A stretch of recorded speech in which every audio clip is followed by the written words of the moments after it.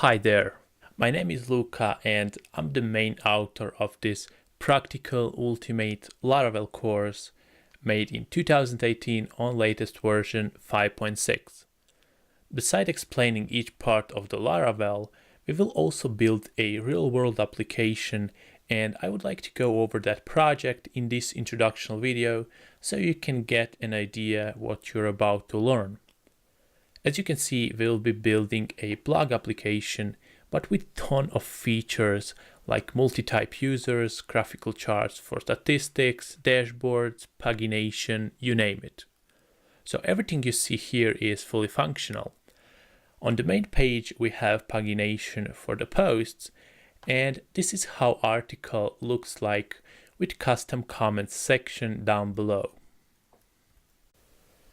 We also have a dashboard for each user type, and since I have full permission, I can see admin and author's dashboard as well. So each user have its dedicated chart for last 30 days of activity.